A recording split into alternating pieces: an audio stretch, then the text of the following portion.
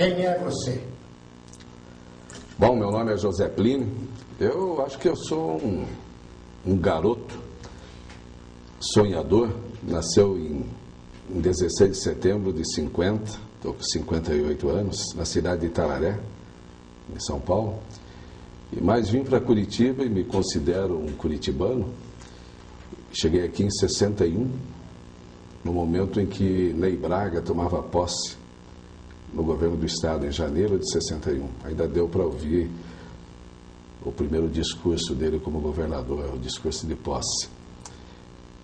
E aqui estudei, aqui me criei, por formação sou advogado, me formei em Direito na Católica em 76, mas por paixão eu sou ator.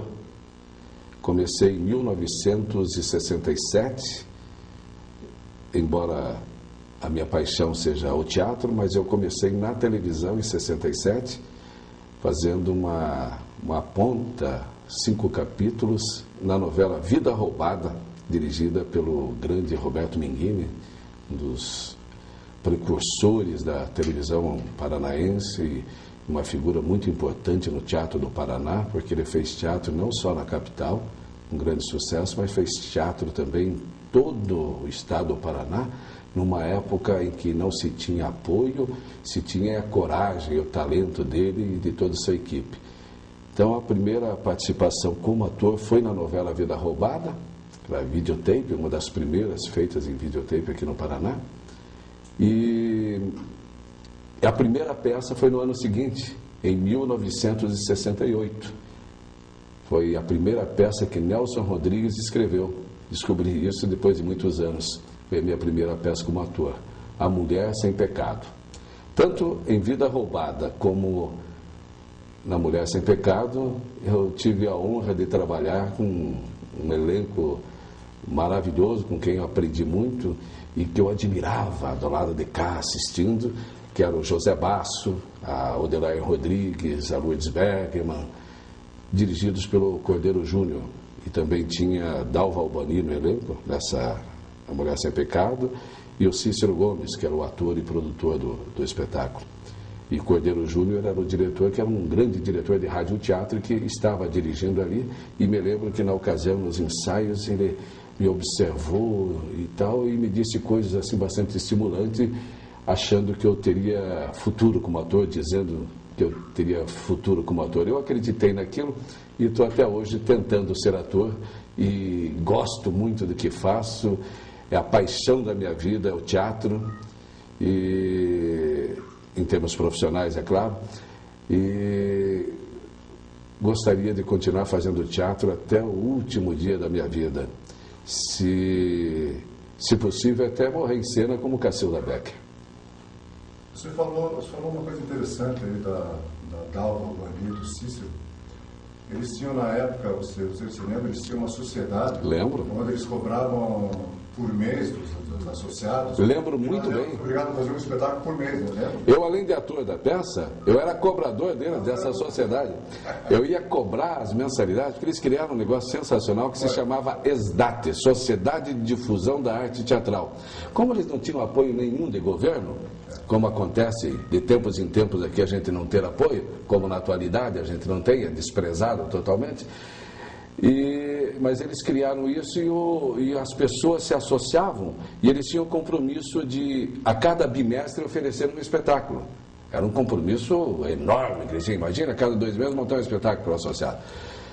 Mas ali eu me lembro que Era no Dante Alighieri? Dante Alighieri, eles apresentaram, nós fizemos no Teatro de Bolso, ensaiávamos no Dante Alighieri, depois fizemos apresentações no Teatro de Bolso também. Agora, essa sociedade, o ex-prefeito Márcio Sabag, eu me lembro que ia na casa dele receber todo mês a mensalidade, e andava para a cidade cobrando aquilo e voltava com bastante dinheiro. Ele ficava muito alegre, porque ele sobrevivia daquilo e montava os espetáculos e pagava o elenco com aquilo, com a mensalidade, quer dizer, era o público sustentando, olha que coisa bonita, né? Sustentando. E eu me lembro que ele falava que as pessoas achavam chique ser sócio daquilo. E eu notava, mesmo que às vezes eu ia na Universidade Federal cobrar lá um fulano a mensalidade, daí o outro lá, que cara chique, hein? Olha, ó, teatro, hein? Olha, ele contribui com o teatro. Então, era chique contribuir com o teatro. E foi uma grande criação aquilo, né? Uma grande criação, pena que acabou como as coisas aqui, parece que nascem com o carimbo de pré-datado para morrer. Predestinado. Predestinado. Você, depois dessa peça, A Mulher Sem Pecado, qual você não sabe, mas eu também trabalhei. Você, não sei se foi uma montagem posterior. Não foi essa mesma montagem, foi outra. Senão é evidente que eu me lembraria de Danilo Aveleda, né? Eu fiz esse trabalho também com o Cícero. Em outra montagem. Depois dessa peça, qual foi o trabalho que você fez? Bom, depois disso, isso foi em 68, né? E nesse ano mesmo eu fui estudar no Colégio Estadual do Paraná. E lá tinha uma escolinha de arte. Naquela época não tinha curso de teatro especificamente, mas tinha uma sala de música na escolinha de arte, sala de pintura e a sala de teatro. E ali eu comecei a deitar e rolar porque aprendi o teatro como cultura. Tinha uma grande professora lá, que veio do Rio, e era uma pessoa muito culta, e preparou e lançou muitos atores ali, que era Maria Cecília Monteiro, que depois veio fazer algumas peças com Horaci Gemba. Mas ela era uma pessoa muito alegre. Curitiba, e principalmente naquela época, não tinha tanta gente fora, as pessoas eram muito fechadas, e ela era muito descontraída, alegre, aquela de abraçar e beijar todo mundo. E aquilo, e ela transmitia muito conhecimento com aquela alegria toda. Então, fazer teatro ali, a gente aprendia brincando. E ali eu conheci o Erson Capri, que hoje é um ator nacionalmente famoso, trabalha na TV Globo. Ele participou ali de espetáculos juntos ali com a gente. A Tunica Chagas, que hoje é correspondente do Estadão em Nova York, trabalha no exterior, que era uma atriz que também começou ali. A Fátima Ortiz começou ali, a Regina Bastos, o Beto Bruel era namorado da Regina já na época, não era ator, mas estava ali tentando fazer uma luz, o negócio dele era a luz, surgiu ali desse grupo do estadual. Então foi uma década de 60, 68, 69, 70, 3 anos que eu aprendi teatro. Porque quando eu comecei com as feras ali que faziam teatro, mas não tinha tempo de ensinar a teoria, a cultura teatral. E ali no Colégio Estadual eu tive essa oportunidade de adquirir uma cultura e não tanto o fazer teatral, mas como a cultura teatral, né? Lino, você falou em ser formado em Direito. Eu sou da opinião de que todo ser humano deveria fazer teatro. Não esse teatro teórico, mas fazer teatro. Eu acho que te dá abre a sua cabeça, você começa a ver o mundo diferente, pessoas diferentes, além de você se tornar uma pessoa mais comunicativa, com mais facilidade e tal. O teatro ajudou você na tua formação, ou tua formação, porque eu acho que advogado e ator só muda o diploma. É verdade. Tem que representar. Tem que representar da mesma forma. Você acha que um ajudou o outro? Já quando começou o teatro foi depois? Não, eu comecei como ator bem antes, né? Entrei na faculdade em 70, 71. Me formei em 76. O teatro me ajudou. O que eu tenho na vida, eu acredito que eu devo ao teatro. Devo ao dom que Deus deu, a sorte que eu tive de descobrir isso cedo, porque mal ou bem eu ganhei a minha vida, me conheci como ser humano e descobri através do teatro por que eu estava aqui, né? E acho que todo mundo é feliz quando descobre a sua vocação, a vocação que Deus lhe deu, e acho que ele deve ficar muito chateado quando a pessoa despreza aquele talento. Eu acho que a gente deve ir até o fim. Eu não desisto nunca. Não vou desistir nunca de fazer teatro. Se alguém dissesse para mim, você está condenado a não fazer mais teatro na vida, é a mesma coisa que decretar a minha morte, que daí. Porque eu, no momento, não estou fazendo, mas estou escrevendo, estou projetando. Só o fato de se projetar é um sonho maravilhoso, né? Agora, se tiver uma determinação assim, jamais fará, daí, então já pode comprar o caixão, pode comprar aí a incineração, aí, que eu acho mais prático, até incinerar, né? Cremar, né? Mas eu acho que o teatro que me deu tudo. O teatro ajuda muito o advogado Eu acho até que todo mundo devia estudar teatro. Eu acho que todo mundo nesse país devia estudar direito também, para ser advogado de si próprio. Pelo menos isso eu sou. Não sou um advogado praticante. Nós temos um grande exemplo, que é o doutor René Dotti, que foi um grande ator, né? E que hoje é uma estrela da advocacia, né? O doutor René Dotti, pessoa de uma cultura invejável. Eu acho que é a grande estrela do direito no Brasil. Ele usa o teatro. Usa. E tem uma outra história engraçada. O ator, o advogado tem que ter cultura. Nós, inclusive, eu como advogado faço parte atualmente da Comissão de Cultura da OAB, da Ordem dos Advogados do Brasil, que foi uma comissão criada nesse ano, nessa gestão, e essa comissão tem promovido eventos culturais e tudo, né? Porque nós achamos que o advogado é um profissional que, como todo mundo tem que ter cultura, mas o advogado é essencial que tenha cultura. Então, eu me lembro de um fato que até o Lutero Almeida, num desses eventos culturais, me levantou, de que o Mário Jorge, um grande criminalista, que nós tivemos aqui no Paraná, ele absolveu um bombeiro acusado de matar a própria mulher, lá na Lapa, interpretando as mãos de Eurídice de Pedro Bloch. Então se vê a importância da cultura. Ele interpretou as mãos de Eurídice e o júri absolveu.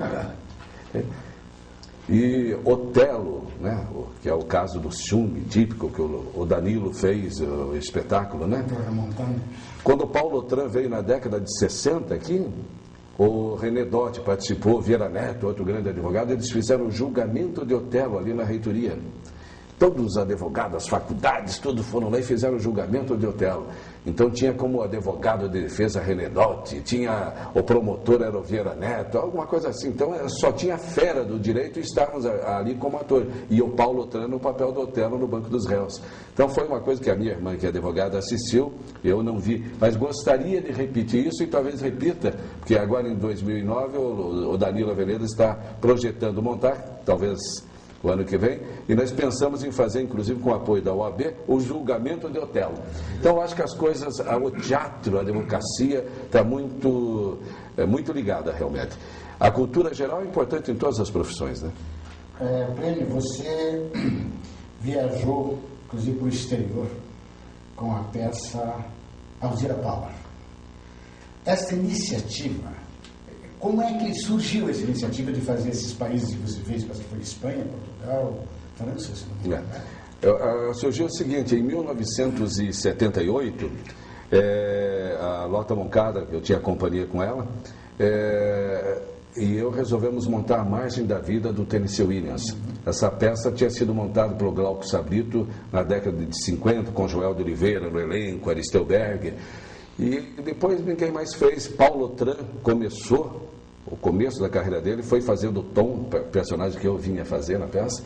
Tônia Carreiro estava na plateia com o maridão e disse, vamos contratar esse rapaz. E ele veio para a companhia da Tônia Carreiro, nessa época, ela assistindo A Margem da Vida. Mas nós trouxemos um diretor, em 78, do Uruguai, um grande diretor de lá, Ruver Salcedo, para dirigir o espetáculo. Porque naquela época tentamos trazer diretor de fora, de São Paulo, do Rio, e estava muito caro, foi muito mais barato trazer o cara do exterior do que de São Paulo e Rio. Os caras estavam pedindo uma fortuna. Daí eu fui lá, peguei um avião, fui lá na cara de pau. Eu tinha assistido A Gaivota, de Tchekov, dirigido por ele, e eu disse para ele, um dia eu vou te vir buscar aqui, eu vou te buscar aqui para dirigir em Curitiba. Ele disse, bueno. E eu cheguei lá, meses depois, e disse, olha, eu vim te buscar mesmo. Eu disse, acredito. Pois é, então tá. E ele topou. Então, viabilizou essa possibilidade de fazer A Margem da Vida. Depois ele dirigiu Como Sobreviver ao Matrimônio também e A Rainha do Rádio. 3 espetáculos ele veio aqui para dirigir. E sempre o cachê dele era mais barato do que qualquer um de Rio e São Paulo. E um homem de uma cultura, eu aprendi muito com ele. E ele proporcionou a nossa ida a Montevidéu. Levou A Margem da Vida e a Alzira Power no Teatro del Centro de Montevidéu, e aquilo foi um sucesso lá de crítica, de público. Foi uma coisa esplendorosa, e uma das grandes emoções que eu tive como ator foi o seguinte: A Margem da Vida nossa, chegando lá, a crítica enalteceu. E estava em cartaz a Comédia Nacional, o teatro oficial dele, com A Margem da Vida. Lá se chamava El Zoo de Cristal. A crítica tinha arrasado, estava as duas. Então a nossa enalteceu e a deles arrasaram. E eu fui ver a deles lá, embora sejam atores maravilhosos, toda aquela montagem, a nossa realmente, o Salcedo tinha feito um trabalho muito bonito, estava muito melhor. E na montagem, quem te levou ainda para lá, quem te levou sem cenário, a gente fez em arena, a gente fez uma adaptação, ficou melhor do que a que a gente fez aqui. Ficou um trabalho assim maravilhoso, só com os elementos cênicos e era trabalho de ator. E o deles lá era um cenário pesado e tal, então não foram felizes na peça. Mas a crítica desceu o cacete. E nós fomos assistir a peça, fui cumprimentar os atores, tudo, e eles foram assistir o nosso espetáculo. E ficaram encantados. E aí que eu achei assim, o desprendimento, a cultura daquele povo admirável. A gente é acostumado com a nossa terra aqui autofágica, né? Que o colega vai assistir, não é capaz de dar um abraço no colega, mesmo que não tenha gostado, vai cumprimentar pelo trabalho. Eu gosto de cumprimentar as pessoas. Mesmo que você não goste do trabalho, mas vai lá cumprimentar pelo esforço e tal, dar uma palavra de estímulo, né? O pai, quando é um fracasso muito grande, vai só para dizer, olha, o único que foi cumprimentado. Mas então, o que me surpreendeu foi que o ator que fez o meu papel foi no camarim, me abraçou, e isso eu nunca esqueci. O primeiro homem que me beijou na vida, fala meu pai. Me deu um beijo aqui e disse, José Plínio, parabéns, maravilhoso. E tinha sido criticado, arrasado. Então aquela grandeza, isso eu aprendi assim como exemplo que a gente deve ter e passar aqui, sempre falo para os mais jovens aqui. Todos têm seu valor. O teatro de pesquisa, o teatro de vanguarda, o teatro comercial, todos têm. Imagina só um tipo de teatro. Não. Agora, é claro que eu acho que o teatro de pesquisa tem que ser feito em local próprio. Com certeza. O que eu sou absolutamente contrário e acho criminoso é fazer teatro de pesquisa num Guairinha, fechar a cortina e fazer atores e o público de costa para a plateia vazia de 504 lugares, por exemplo, como já foi feito, e Guairão também já foi feito, independente da importância da pesquisa, pelo amor de Deus, vai fechar um teatro de 500 lugares, um de 2.200, para fazer espetáculo dentro do palco com o público, sentado em arquibancada, quando tem poltrona suficiente. Casa de espetáculo, o nome está dizendo, casa de espetáculo. Casa de pesquisa é casa de pesquisa. Então, cada coisa no seu lugar. Né? Agora, a gente tem que aprender a abrir a cabeça, né? Aquela coisa sectária, fulano não se dá com ciclano porque ele é do teatro comercial. Isso é de uma pequenez, de uma ignorância, que teatro comercial fazia Shakespeare na sua época. Ele era comercial, ele sobrevivia disso, ele ficou rico, ele era dono de teatro, ele escrevia. Só que hoje vão fazer Shakespeare querem fazer na mesma linguagem de 4 séculos, daí é claro que ninguém aguenta.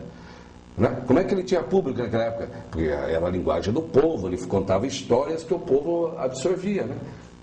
E tem mais detalhe, teatro que não é comercial não subsiste. Não subsiste. Mantém. Mas como é que não tem público? Não tem nem público, nem de graça. Se a peça for de má qualidade, aquela coisa, eu vou fazer um negócio. Eu tenho um projeto aí que me contaram que eu acho assim um atestado de morte do teatro, o antiteatro. O projeto é só para público, cada sessão de 12 pessoas. E vão fazer num teatro público? Pelo amor de Deus, 12 pessoas cabem numa sala. Uma casa pequena cabe 12 pessoas. Então faça isso na sua casa, não vai usar. O projeto é isso e é aprovado pela Fundação Cultural. Cada espetáculo, 12 pessoas, gente, 12. 10, 12. Que isso? Então, essas coisas que revoltam. Eu torço, a coisa que me deixa triste em teatro é ver uma cadeira vazia. Seja de quem for, pode ser de pessoa até que não gosta de mim, mas se eu for, o teatro estiver lotado, eu fico feliz. Porque isso me dá entusiasmo, me dá vontade de fazer, porque tem público e demonstra que o teatro está vivo, né? Bom, falando dessa linha também, tem os pseudos intelectuais que querem fazer teatro para pseudos intelectuais também, porque se você vai fazer um público intelectual, você vai ter 30 público assim no teatro. E, na verdade, você vai ter um público muito resumido nesse tipo de espetáculo. Eu acho que a proposta não é essa. O teatro é do povo, o teatro é povo. E o que eu estou vendo é que muitos poucos espetáculos são diretamente para o povo. Exatamente. Até sejam populares, mas o preço, apesar de ser subsidiado pelas leis, É inacessível. É inacessível. É. Isso aí O teatro não é uma coisa para você dizer. Então ele não é, na verdade, o teatro para o povo. Ele não é para o povo. Porque se fosse para o povo, ele teria que ser, pelo menos quando é subsidiado pelas leis, acessível, né? Ser um preço muito simbólico. Simbólico, né? Você já recebeu. Já pagou indiretamente através do imposto. Os atores, por que não fazer? Por que você acha que você que daí você não tem público? Então o que está acontecendo por causa das leis, muitas companhias de teatro fazendo muitos espetáculos e sem importância do público. Sem se importar realmente se tem público ou não. Se não tiver, melhor. E o público é a razão de ser, né?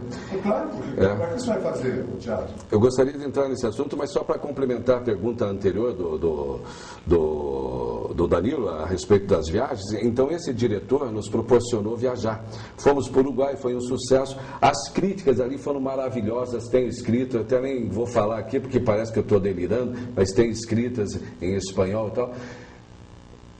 Nos possibilitou ir para Barcelona, surgiu um convite para ir para Barcelona, indicado por esse diretor, ele enviou as críticas e tal para lá, e o Instituto de Teatro de Barcelona nos convidou para fazer a peça lá. Eu queria levar ponto de partida de Guarnieri, mas era uma produção muito cara e inviabilizou. Daí propus para levar Alzira Power, e fomos lá e nos apresentamos na Fundação Miró, né? No auditório da Fundação Miró, fomos muito bem recebidos. Existe até uma crítica que eu perdi, mas em catalão, inclusive, elogiando o espetáculo. Em resumo, dizia que a gente se comportou muito bem dentro dos limites impostos pela ditadura Geisel. Naquela época estávamos ainda em 78 e tal. E a Associação dos Amigos do Brasil participou, que era uma associação que estudava a língua portuguesa. O consulado foi de uma generosidade com a gente. Aí é um registro até que eu quero deixar aqui, é histórico até, porque você vê que tempos que a gente vivia, né? A cônsul do Brasil em Barcelona na época era a ex-esposa do Arthur Moreira Lima, o grande pianista, e foi assistiu ao espetáculo, nos convidou para jantar na casa dela, tal. Conheci as filhas do casal, eles já estavam separados na época. E ela disse que não ia ficar para o debate, que eles sempre fazem um bate-papo depois do espetáculo, para me deixar à vontade, porque ela representava o governo brasileiro, que na época era a ditadura. E o presidente da Fundação Miró, ele disse que durante uma semana ficou insistindo junto ao consulado para que o consulado fornecesse à Fundação Miró o endereço de todos os brasileiros que moravam em Barcelona, e que não eram poucos, porque tinha até uma associação de amigos do Brasil lá, e demorou uma semana para eles darem. E a confirmação veio depois de que essa uma semana foi o tempo que o consulado teve para consultar o governo brasileiro se podiam fornecer, se podiam dar apoio para a companhia que estava lá, que era a nossa companhia fazendo Alzira Power. Dali de uma semana depois que eles passaram o endereço e fizeram a promoção e foi. E ela foi muito gentil, essa cônsul, no dia da reunião, ela disse, não, eu vou embora porque vocês não vão se sentir à vontade para falar as verdades, que eles chamam de colóquio, né? Então, eles queriam saber, e normalmente, naquela época, principalmente, se falava muito de política, né? O assunto era o teatro, mas vinha para a política e tal, a ditadura, a falta de liberdade e tal, né? Em seguida, esse cara como é que é a coisa de viajar, né? Que nos levou para lá, que era o presidente, Xavier Fábregas, o nome? Ele era do júri do Festival de Teatro de Expressão Ibérica, FITEI, de Portugal, cidade do Porto. E nos indicou para o festival. Daí, um ano depois, voltamos para Portugal e fizemos o festival. Então, foi para o Uruguai, para a Espanha e Portugal. E foi uma experiência maravilhosa. Acho que o teatro tem que ser itinerante mesmo.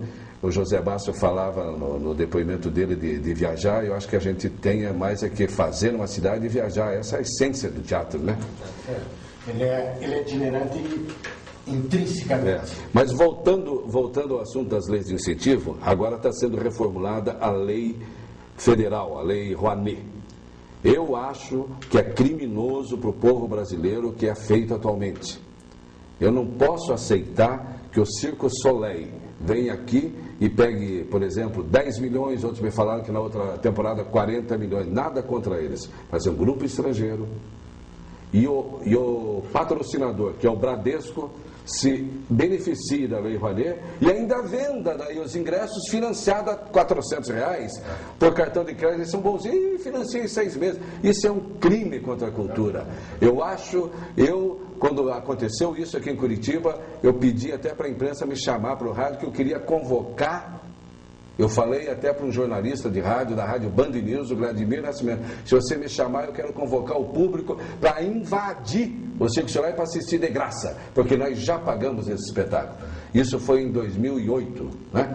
E várias vezes vem, isso é criminoso. Onde fica o povo? R$400? Não, mas eles financiamos em 10 vezes. Que bonitinho, pelo cartão dele. Isso é criminoso. Então isso tem que acabar. Quem tem Lei Rouanet, eu acho que deve ter um limite de valor de ingresso. Deve a lei estar lá. O Antônio Fagundes pegou 5 milhões para montar a peça. Pegou. Então o teu ingresso vai ser no máximo 10. Mas a minha peça não. Então tudo bem, cobre 100. Vai ser Lei Rouanet. Então, todos os artistas famosos aí, todos merecem apoio. Mas tem que ter uma reciprocidade para o povo que está pagando. A renúncia fiscal, o povo já pagou. Mais público tem, nem precisaria Lei Rouanet. Mas então cobre mais barato. Então reformulando a lei, mas a gente já sabe, eles estão careca de saber. O pessoal do PT é engraçado, que eles já estão careca de saber o que precisa ser reformulado.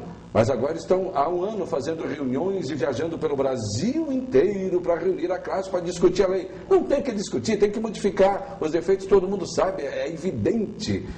Mas não. No Brasil todo agora, com essa era, que você pode passar. Claro. Inclusive as reuniões você faz por tele. Mas por que essas reuniões? Pois é, mas essas reuniões é porque eles querem pegar a classe, porque a classe daí vai ficar iludida. Olha, o PT vai reformular a lei, e ficam protelando. Por que já não fizeram? Eles estão com a maioria no Congresso. Mas não, estão estudando, porque vem eleição aí, eles querem a classe lá pedindo, pelo amor de Deus, arrume a lei. Então é bom que fique o PT mesmo. Por favor. Aliás, a lei ficou pior na era do PT, na era do Fernando Henrique. O atendimento do Ministério, na minha opinião, era muito melhor. Agora está uma bagunça que era uma gentileza e tal. Não sou partidário nem de um lado nem de outro. Só a questão da Lei Rouanet é uma vergonha. Eu prefiro lei assim, que só beneficia um lobby de produtores culturais, e nem só produtores culturais, empresários do Rio e São Paulo, que tem escritório de lobby em Brasília. Um exemplo atual: Fundação Sarney com patrocínio da Lei Rouanet da Petrobras. E não é pouco dinheiro, uma fortuna. Mas ele, como de hábito dos governantes, não sabe de nada e não tem nada a ver com a Fundação Sarney. O José Sarney não tem nada a ver com a Fundação Sarney. Então, as estatais, né? Tem que ser regionalizada a grana. O imposto de renda que nós pagamos aqui, que beneficia a nossa cultura regional. A região sul, Petrobras, fatura aqui, o imposto fica aqui, para beneficiar a nossa cultura. Já a televisão já é centralizada no Rio e São Paulo. Agora também a lei que é criada para difundir a cultura vai ficar centralizada no Rio e São Paulo. Quer dizer, isso eles estão batalhando para fazer, mas já deviam ter feito. Eu até briguei com o nosso deputado Vagnoni outro dia numa livraria, falando sobre isso. Eu questionei, eu falei do Circo Soleil, ele disse: não é verdade. Eu disse: como não é verdade? Está todo mundo falando, não é verdade. Verifique que é verdade, sim. Tem Lei Rouanet. Como não tem Lei Rouanet? Está lá o símbolo nas propagandas, tudo, e nós como palhaço do Bradesco. Mas você veja, nós criamos aqui uma contracultura. Aliás, eu comentei com o pessoal, nós criamos o monstro e depois ele nos embora. Nós criamos o contracultura, que era uma porcentagem mínima, que a Copel... É o incentivo das estatais para os projetos culturais dos paranaenses. Então, né? Nós pegávamos 5% e 95% ia para o governo. E nós justificávamos a contracultura. Certo. Mas daí o nosso grande resolveu acabar. Então nós não temos mais acesso a essa lei. O Requião, né? O Requião. Mas o bom tem. Ele leva todo o dinheiro. Não custava deixar 0,5% para... Um pouquinho, né? Porque nós não precisamos de muito, é só para viabilizar.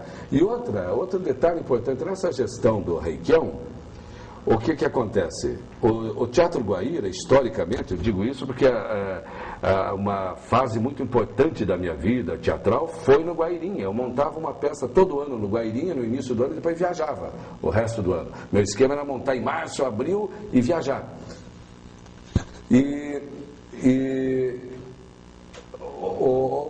Naquela época, às vezes não tinha, a maior parte do tempo não tinha verba, dinheiro, mas a gente tinha um apoio. O Guaíra, não, os nossos técnicos estão aqui, ajudam a fazer o cenário. O teatro, nós não vamos ajudar você, mas nós não vamos cobrar aluguel de teatro.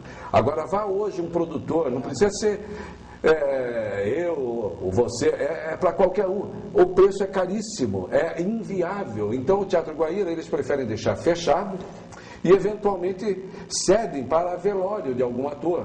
Já foi ali velado a Lala Schneider, o Mário Schoenberg, e talvez a gente seja velado lá, mas eu não quero ser velado lá, eu quero ser aplaudido lá com o meu trabalho.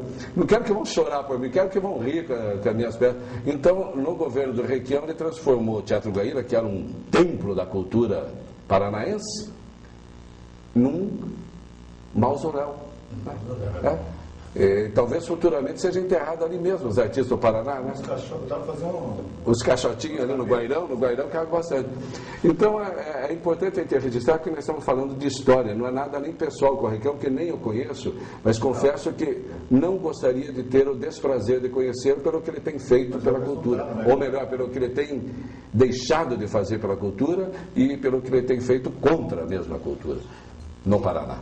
E tua experiência em televisão em Rio de Janeiro, que você foi para lá, ficou lá 6 ou 7 anos mais? Exato. Em 84, eu estava com 33 anos de idade, estava com o meu apartamento próprio aqui, estava com um emprego que o Ney Braga havia me arrumado de advogado na Secretaria de Administração e Recursos Humanos. Não ganhava muito, mas dava para viver e podia fazer meu teatro. Mas você acredita que com 33 anos eu estava me sentindo velho, comecei a engordar e disse, bom, agora posso esperar para morrer? Eu estava sem motivação, eu disse, não tem mais o que fazer aqui. Acho que eu vou tentar esse troço, vou lá para o Rio de Janeiro, né? Levar meu currículo e tal, vou tentar fazer televisão, vou tentar fazer teatro, mas sempre o meu negócio foi teatro e sempre o meu negócio foi Curitiba. Eu sempre pensava, eu tenho que ir lá, de repente eu fico conhecido por uma novela, outra e tal, consigo fazer uma novela. Daí, esse esquema que eu faço aqui no Paraná, eu posso espalhar para o Brasil inteiro, que daí eu vou ser conhecido no Brasil inteiro. Aqui eu sou mais ou menos conhecido no Paraná, de tanto viajar. Com as peças a gente tinha uma freguesia de caderno, né, nas cidades que comprava os espetáculos da gente e tal. Mas eu pensava em televisão, eu disse, eu vou ampliar, pensava assim como empresário, né? Não para a vontade de fazer televisão por fazer, para aparecer bonitinho lá, porque eu sempre gostei mais do teatro, porque a televisão até nem gosta de me ver, eu sempre acho que é uma porcaria tudo que eu fiz, e no teatro a gente não se vê, né? Então, o parâmetro da gente é a reação do público. Opa, o público aplaudiu, o público deu risada, o público está chorando, ninguém está falando nada, ninguém está tossindo, que estão prestando atenção, tá bom. Agora a televisão, no meu olhar, eu disse, meu Deus do céu, eu nunca gostei. Ou acho que estou muito impostado, ou acho que estou fazendo careta, é um horror. É bom não se ver. Aliás, a gente é ator para os outros verem, não é para a gente ver mesmo, né? Mas daí eu fui para o Rio e tive a grande alegria de trabalhar no teatro com o Domingos Oliveira, que dirigiu A Fonte da Eterna Juventude. Fiz um papel, uma participação pequena, tal, mas era com grandes atores, e aquele dia a dia foi muito instrutivo para mim. Cláudio Marzo, Paulo José, Cássia Kiss, que estava nascendo para o estrelato, né? A Cássia Kiss, que ela estava no Rock Santeiro naquele momento, que era a novela que estava explodindo, no Teatro Glaucio Gil, em Copacabana. E foi uma temporada muito bonita, um espetáculo muito bonito, A Fonte da Eterna Juventude, a primeira peça do Tiago Santiago, que hoje escreve para a TV Record, é um dos líderes de audiência da Record de novela. Menino que se revelou até, eu me lembro que na época você comentava, o Domingos, ele era muito novo, escreveu uma peça maravilhosa, e o Domingos até duvidou de que era ele que tinha escrito aquilo, e depois conversando com o rapaz, chamou o rapaz, ele atuava na peça também, ele viu que era do cara mesmo, que a peça linda, uma peça lindíssima, um texto muito bonito. E o Paulo José é um ator muito culto, e ele interrompia sempre os ensaios, né, para teorizar. Daí eu via que o resto do elenco ficava meio irritado, aquela coisa, o ator profissional, ele quer ensaiar e ir embora, né? Principalmente o pessoal que faz televisão, né? Pô, os caras, que saco, esse cara fica interrompendo. Isso o Cláudio mesmo achando ruim, às vezes, o Acácia Kiss e tal, né? E o resto do elenco, e eu adorava ele falar, porque o homem sabe tudo de rádio, de televisão, de cinema e de teatro. E ele interrompia e daí teorizava, porque isso, porque aquilo, porque não sei o quê, blá, blá, blá. E eu ficava maravilhado. Um dia eu perguntei para o Paulo, por que você não dá aula? Você sabe tanto, você tem obrigação de dar aula para esse pessoal de teatro. Porque... Ele olhou para mim e disse, Plínio, quem sabe faz, quem não sabe ensina a nossa profissão. Eu pensava que era dele essa frase, mas é do Bernard Shaw. Depois, pesquisando sobre a vida do Bernard Shaw, essa frase é do Bernard Shaw. E realmente, na nossa profissão, os atores, os grandes atores não têm tempo para dar aula, né? Se você quiser aprender, vai trabalhar com eles, porque ele não tem tempo. A Fernanda Montenegro não está disponível nem em curso de teatro, né? O Paulo Otran também nunca teve, porque não tem tempo, né? Então, quem realmente sabe, faz, né? E quem não sabe, na nossa área, às vezes vai para dar aula e vira até nosso inimigo, ou vira crítico de teatro. É impressionante isso. É a realidade, né? Embora eu goste de todos eles, mas a realidade é essa. E cinema? Cinema eu tenho pouca experiência. Eu estou participando no momento de um filme belíssimo, pelo que dizem, do que já foi feito, que é Garibaldi na América. E eu contraceno o tempo todo com o ator que faz o Garibaldi, que é o Gabriel Braga Nunes, e a Ana Paula Arósio, que é uma atriz, além de lindíssima, é uma belíssima atriz e está arrasando nesse filme. É um filme que está parado há cerca de 2 anos porque por falta de recursos, falta 30% do filme, que veio uma equipe italiana, o diretor é italiano e tal, e estão lutando para conseguir os recursos, né? E espero que até o final do ano eles retomem. E a minha participação eu faço Nino Bonet, que é um fazendeiro italiano, que no momento em que o casal Garibaldi está na Europa, lutando contra os alemães, depois da Revolução Farroupilha aqui, né? Eles foram para lá para expulsar os alemães da Itália e tal, e ele está para ser preso, o casal, e eu sou o herói daquele momento ali, que salvo o casal de ser pego, né? Então, Nino Bonet, que apoia e bola um esquema fantástico de fuga para eles e tal. E está na metade da minha participação. E as minhas cenas são justamente com a Ana Paula Rosa e com ele. Todas elas. Está na metade. Então, estou até com bastante vontade que volte. É a produção do Genaro, aqui de Curitiba, né? E com o diretor italiano. É uma coprodução. Mas a maior parte da produção é daqui do Genaro. Né? Então, tomara que volte. Não, é longa-metragem. Esse é curta-metragem. Eu participei com o Milani, o Valdemir Milani, que foi um Corpo Caiu. É um filme em homenagem ao Hitchcock e tal. E ficou bonito o trabalho. Trabalhou o Emílio Pita, o Simval Martins, vários atores daqui.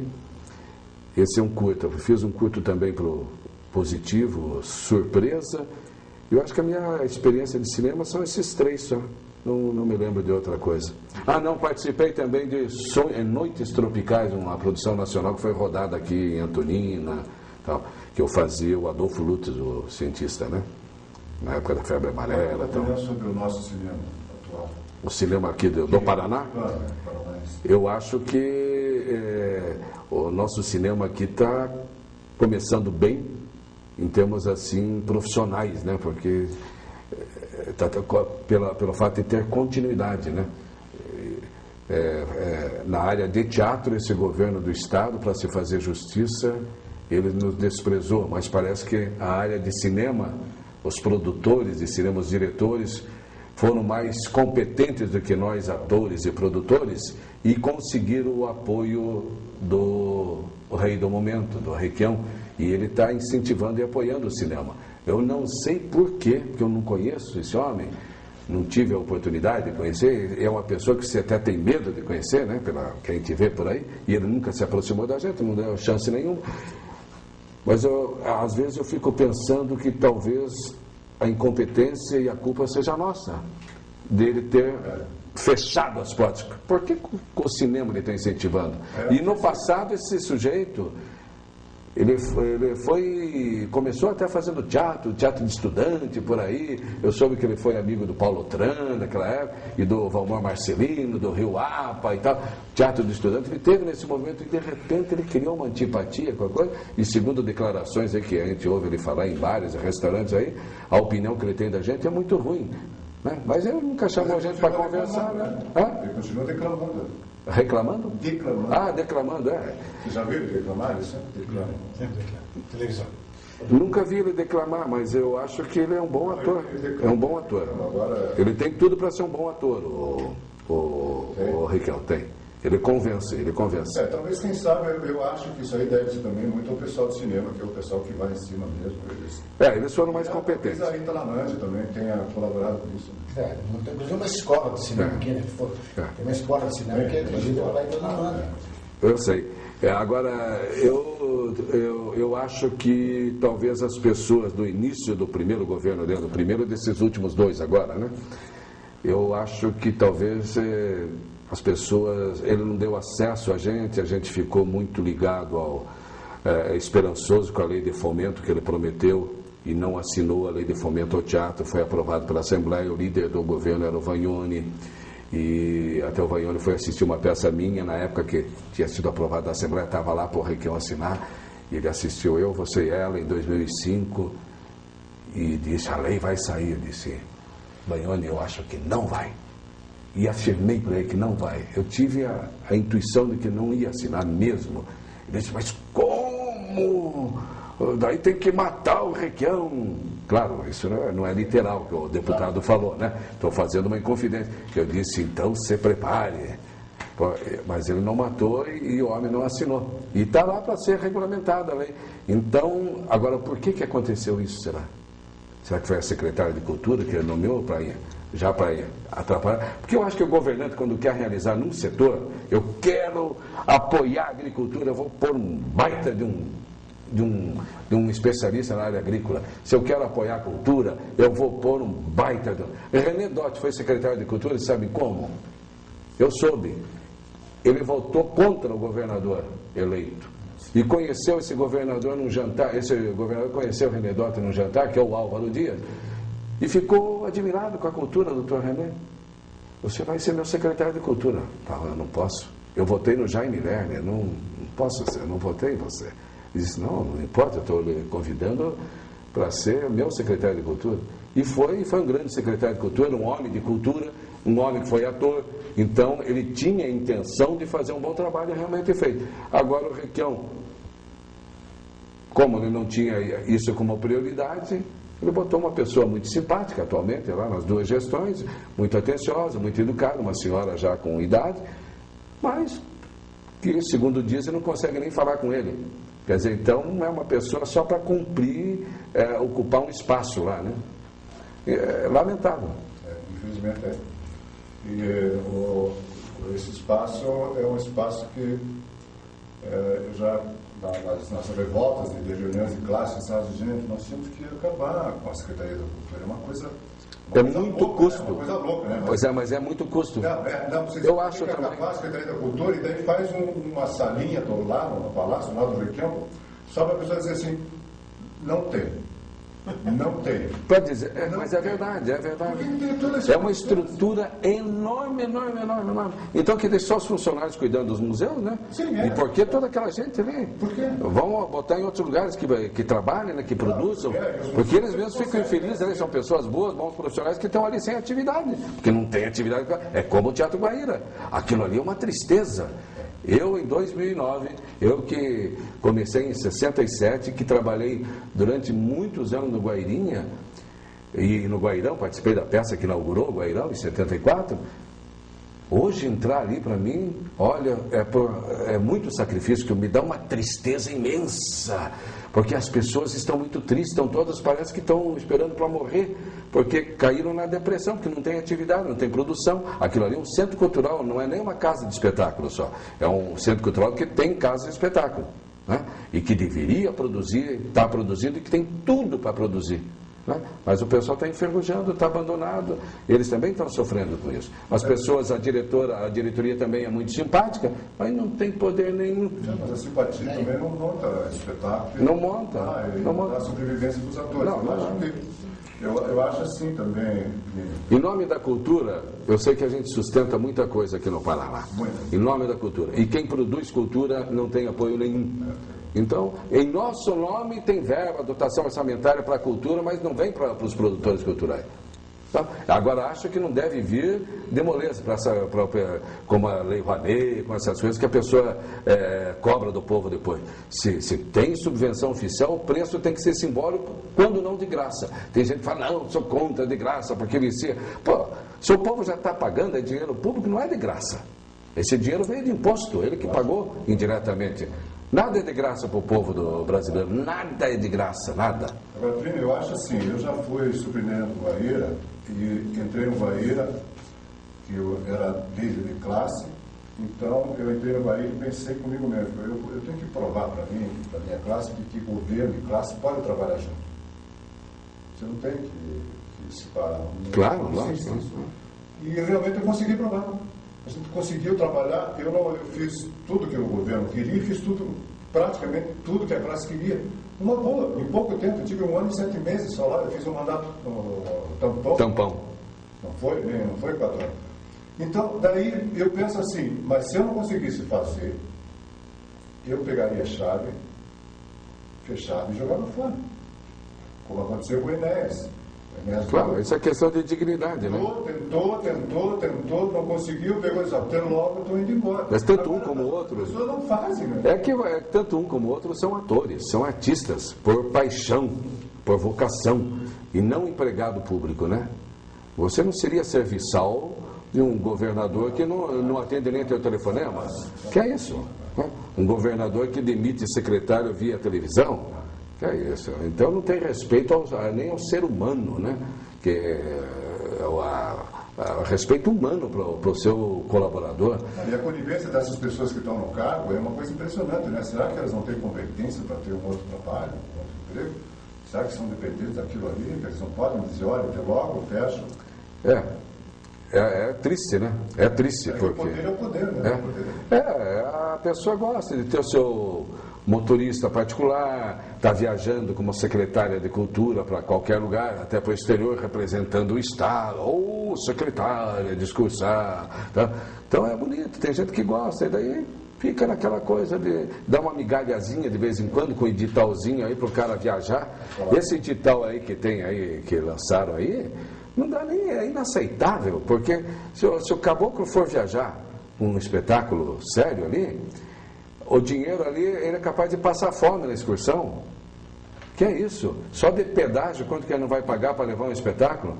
Daí eles estão dando... Imagina quem é que faz, que faz esses cálculos, achando que você pode fazer. Quem é a pessoa que faz antes assim, olha, você vai ganhar tanto para fazer... Baseado em que ele fez isso? Não tem nenhuma viabilidade financeira nenhuma, é inviável. Número. Então você vai ganhar, Plínio, 25 mil reais. Para fazer 10 cidades do Paraná. 10 cidades do interior. 10 cidades. Mas você tem que transportar cenário, equipe técnica, elenco, pagar hotel, comida. Cachê. E de repente pagar aluguel de teatro, que nem sempre consegue. Com isso, que é isso? Então, não é porque se fosse 2 mil para o ator, cachê 2.500, já seria um cachê razoável, não muito ainda, porque desconto imposto de renda, tá? Não é por espetáculo. Agora é 2.500 por espetáculo em cidades diferentes que eles querem. E querem bem de longe, inclusive, de preferência bem longe. Então, quem que vai poder ir? Quem tiver numa extrema necessidade vai com um espetáculo sem cenário, vai dizer que tem cenário, mas não tem. Porque se ele for pegar um caminhão para levar o cenário, o equipamento já não dá. Foi pagar hotel, vão dormir no carro. E daí vão fazer um espetáculo ruim que está todo mundo com dor nas costas, com torcicolo, que dormindo no carro. Então é um troço que não deviam nem aceitar. Eles deviam ter vergonha de botar um edital desse.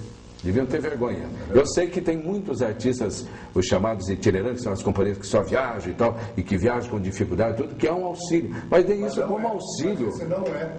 para itinerante. Não é, eu sei que é para tudo. Não é para companhia itinerante. Pois é, mas esse pessoal pode se candidatar. Pois é, mas esse pessoal de repente pode se candidatar e ganhar, porque... Pode, pois é, mas no ano passado eu tive uma discussão, porque eles não deixaram nenhum itinerante participar. Que não era para itinerante, porque era um edital de circulação para as grandes companhias. Mas como? Grande companhia, que é isso? Então, só serviria para a pessoa que está acostumada a não ter, a viajar em monólogo. Mas então vamos fazer um festival do monólogo, né?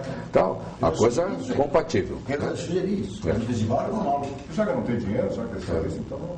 É pena que a gente esteja falando aqui, eu não gostaria de deixar nenhum registro para a memória gravada de uma coisa assim rancorosa, mas isso faz parte da vida, né? Para quem está nos vendo e ouvindo, a gente tem a obrigação de registrar esse momento da história que estamos vivendo, para que no futuro que você esteja nos vendo, vocês saibam que, apesar de tudo isso, nós estamos aqui fazendo projetos, estamos trabalhando e temos por obrigação, como artista, de contestar e de registrar esse nosso descontentamento no momento com o governo atual, com a situação atual, né?